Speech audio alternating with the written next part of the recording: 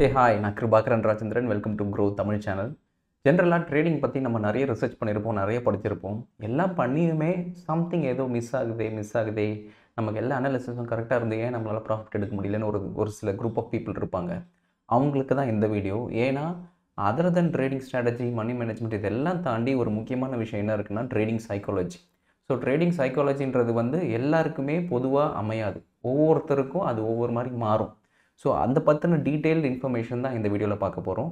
So டெஃபினட்டாக இந்த video நீங்கள் ஒரு ஸ்ட்ரகிளிங் ட்ரேடராக இருந்தால் ரொம்பவே ஹெல்ப்ஃபுல்லாக இருக்கும். கண்டினியூஸாக பாருங்கள். ஸோ ட்ரேடிங்கில் first and foremost important self awareness. அப்படின்னா நமக்கு என்ன வரும்ன்றது நமக்கு தெரியறத விட நமக்கு என்ன வராதுன்றது நமக்கு நல்லா தெரிஞ்சிருக்கணும்.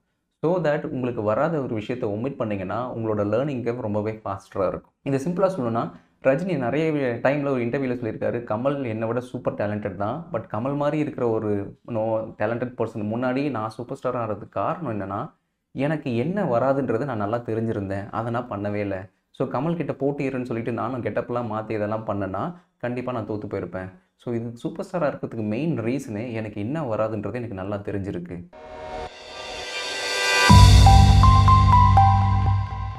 ஸோ ட்ரேடிங்கில் நிறைய ஆஸ்பெக்ட்ஸ் இருக்குது. ஈக்விட்டி ட்ரேடிங் இருக்குது, ஸ்டாக் ஆப்ஷன்ஸ் இருக்குது, இண்டெக்ஸ் ஆப்ஷன்ஸ் இருக்குது, கமோடிட்டி இருக்குது, ஃபாரெக்ஸ்னு இருக்குது. இவ்வளோ இருக்கும் போது எல்லாமே நீங்கள் பண்ணால் ப்ராஃபிட்டபிள் ட்ரேடர் ஆக முடியாது. ஏதாவது ஒரு ஸ்பெசிஃபிக் இன்ஃபர்மேஷன் எடுத்துகிட்டு அதில் மட்டும் ஃபோக்கஸ் பண்ணி அதை அதிகமாக கற்றுக்கிட்டா தான் பெட்டராக இருக்கும். சப்போஸ் நீங்கள் ஒரு கம்ப்ளீட் ட்ரேடராக இருக்கீங்க, மார்னிங்லேருந்து ஈவினிங் வரைக்கும் ட்ரேட் பண்ணுறீங்க, திருப்பி ஈவினிங் கமோடிட்டி வர ட்ரேட் பண்ணுறீங்க, இந்த மாதிரி ஃபுல்லாக ஆக்குப்பைடாக இருந்தீங்கன்னா நம்ம எதுலையுமே டேலண்டடாக வர முடியாது.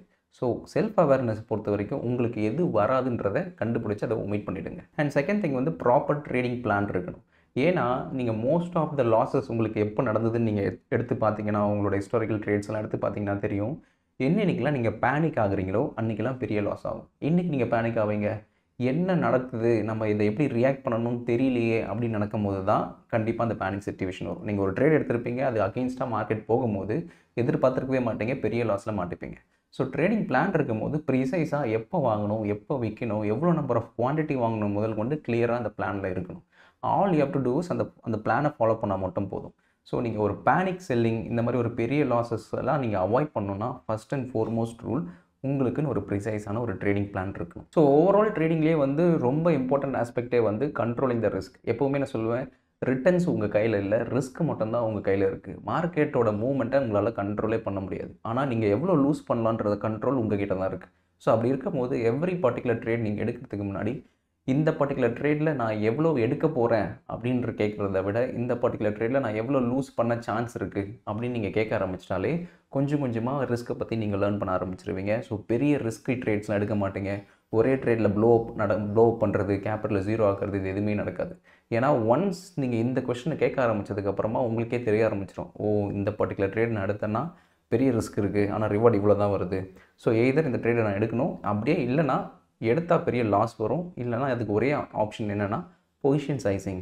ஸோ இன்ஸ்டெட் ஆஃப் 100 ஷேர் வாங்குற இடத்துல மேபி நான் 10 ஷேர் வாங்கினா ஈவன் ஸ்டாப் லாஸ் ஹிட் ஆனால் கூட நான் பெருசாக லூஸ் பண்ண மாட்டேன். ஸோ இந்த ஒரு ரிஸ்க் ஃபேக்டரெல்லாம் எப்போ ஃபஸ்ட்டு வரும்னா முதல்ல உங்களோட கொஸ்டினை நீங்கள் மாற்றணும். மோஸ்ட் ஆஃப் த பிகினர் பண்ணுற தப்பே என்னென்னா, இந்த ட்ரேட் நடத்துட்டா இதில் இவ்வளோ பெரிய ப்ராஃபிட் வரப்போகுது அப்படின்னு கண்டிப்பாக ஒரு பெஸ்ட் அவுட்கமாக தான் யோசிப்பாங்க, ஒஸ்ட் அவுட்கமே யோசிக்க மாட்டாங்க.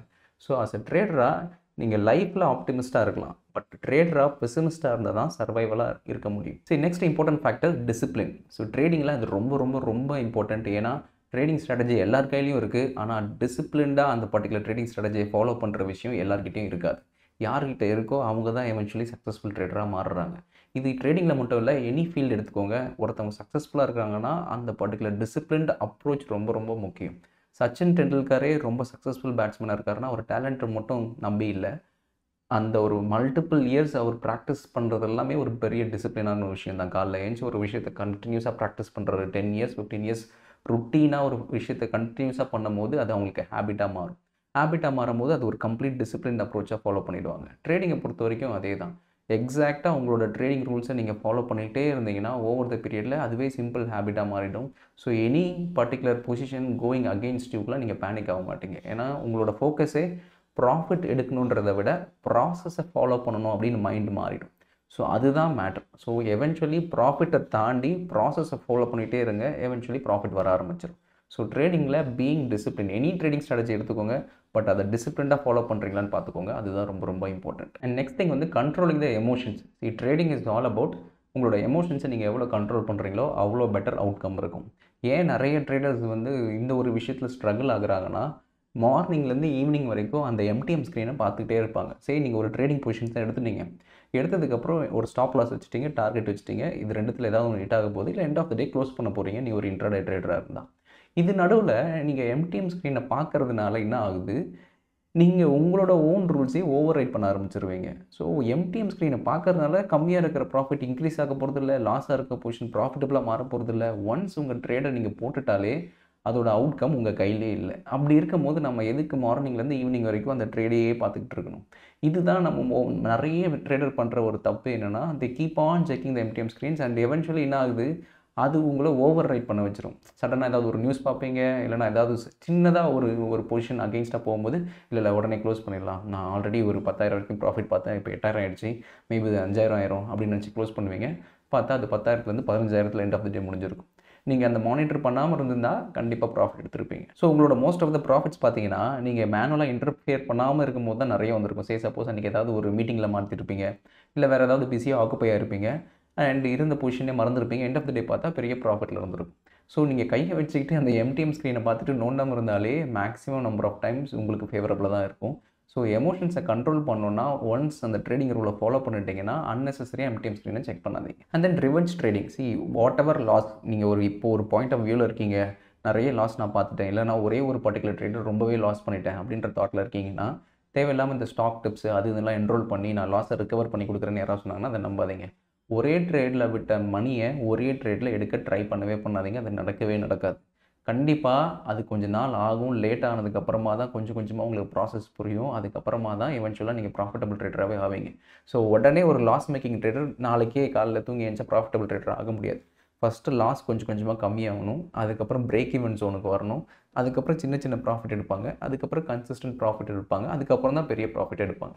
இதுதான் ஆக்சுவல் சைக்கிள். ஸோ அப்படி இருக்கும்போது இந்த ஈகோ ட்ரேடிங், ரிவெஞ்ச் ட்ரேடிங்கை டோட்டலாக விட்டுருங்க. அக்செப்ட் பண்ணிக்கோங்க. ஓகே, லாஸ் வந்துருச்சு, நான் அக்செப்ட் பண்ணிட்டேன், it's fine. But going forward என்னோட ஒரே எய்மே ப்ராசஸை நான் பர்ஃபெக்டாக ஃபாலோ பண்ணணும். அப்படி நீங்கள் ஃபாலோ பண்ணாலே என்ன ஆகும், எவென்ச்சுவலாக கொஞ்சம் கொஞ்சமாக நீங்கள் டிசிப்ளின் ட்ரேடர் ஆகிடுவீங்க. டிசிப்ளின் ட்ரேடர் ஆனாலே எவென்ச்சுவலாக ப்ராஃபிட்டபிள் ட்ரேடராகவும் ஆகிடலாம்.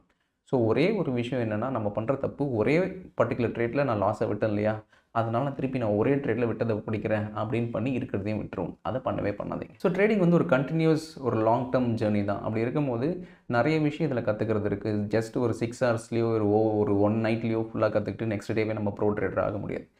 அது எல்லாமே கொஞ்சம் கொஞ்சம் நாள் ஆகும். ஸோ அப்படி இருக்கும்போது நீங்கள் ஒரு விஷயத்தில் இறங்கிட்டிங்கன்னா அந்த ஃபுல்லாக கற்றுக்கோங்க. ரிஸ்க் மேனேஜ்மெண்ட்டாக, ஓகே, ரிஸ்க் மேனேஜ்மெண்ட்டில் என்னென்னலாம் புக் இருக்கோ எடுத்து படிங்க.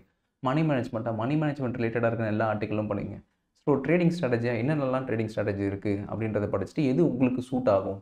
இந்த மாதிரி இது ஒரு கண்டினியூஸ் லேர்னிங். ஒன்ஸ் உங்களுக்கு என்ன விஷயம் கரெக்டாக வரும், என்ன விஷயம் கரெக்டாக வராதுன்னு தெரிஞ்சிச்சுன்னா உங்களுக்கு ஆட்டோமேட்டிக்காக அந்த டிசிப்ளின் வரும். அதுக்கப்புறம் நீங்கள் அதை மட்டும் ஃபாலோ பண்ணிட்டு போனாலே போதும். எவென்ச்சுவலாக நீங்கள் ப்ராஃபிட்டபிள் ட்ரேடர் ஆகிறதுக்கு நிறையவே சான்ஸ் இருக்குது. எல்லோரும் இந்த பாக்ஸரை நோட் பண்ணிங்கன்னா தெரியும். என்னி பாக்ஸர், நீங்களே ஒரு பாக்ஸராக இருந்தால் கூட, இல்லை உங்கள் ஃப்ரெண்ட்ஸ் பாக்ஸராக இருந்தால் அவங்ககிட்ட கேளுங்க. ஃபர்ஸ்ட் அண்ட் ஃபோர்மோஸ்ட் திங் வந்து they are not afraid to take the punches. ஒரு குத்து விட்டால் அந்த குத்துக்கு பயந்துக்கிட்டு அந்த பாக்ஸிங்குள்ளே அவங்க போகவே மாட்டாங்க. எந்த ஒரு நாக் அவுட் பஞ்சாக இருந்தாலும் they are ready to take it. So உள்ளே அந்த ஃபீல்டுக்குள்ளே போகும்போதே நான் அடி வாங்க ரெடியாக இருக்கேன் அப்படின்னு நினச்சி தான் அந்த பாக்ஸிங் ரிங்குக்குள்ளேயே போவாங்க. ஏன்னா யார் ஒருத்தர் அடி வாங்க ரெடியாக இருக்காங்களோ அவங்களால மட்டும்தான் அந்த நாக் அவுட் பஞ்சை கொடுக்க முடியும். அதே தான் ட்ரேடிங்கை பொறுத்த வரைக்கும். உங்களால் லாஸை அக்செப்டே பண்ண முடியலன்னா ட்ரேடிங்குள்ளே இருக்கவே முடியாது. யார் ஒருத்தரால் ஓகே ட்ரேடிங்கும் ஒரு பிஸ்னஸ் மாதிரி தான், இதுலேயும் லாஸ் நடக்கும், லாஸ் அவாய்டே பண்ண முடியாது, இந்த 99% அக்யூரசி 100% ஷோர் ஷாட்ன்ற ஒன்று கிடையவே கிடையாதுன்னு எப்போ நீங்கள் ரியலைஸ் பண்ணுறீங்களோ அன்றைக்கி தான் நீங்கள் ஃபஸ்ட்டு ஸ்டெப்பே ட்ரேடிங்குள்ளே எடுத்து வைக்கிறீங்க. ஸோ ட்ரேடிங்கோட மேஜர் ஃபண்டமெண்டலே you have to accept the losses வரும், fine.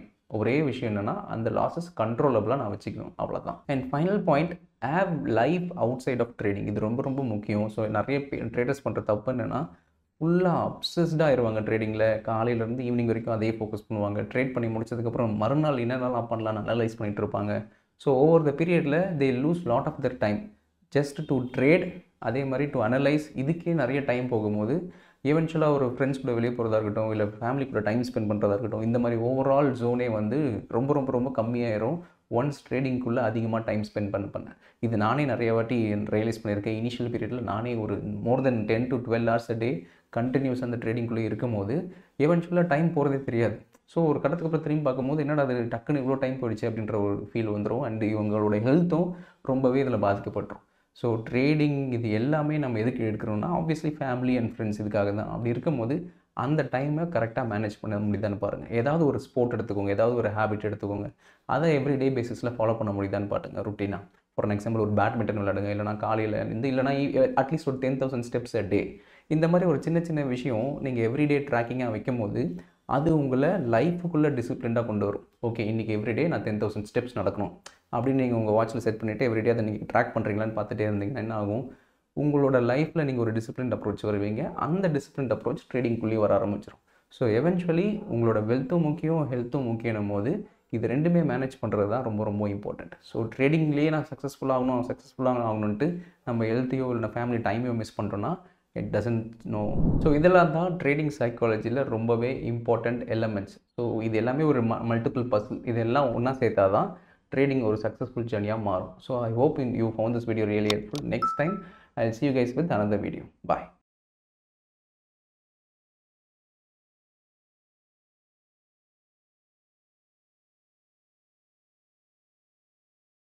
Investment in securities market are subject to market risks. Read all the related documents carefully before investing. Please read the risk disclosure documents carefully before investing in equity shares, derivatives, mutual fund, and or other instruments traded on the stock exchanges.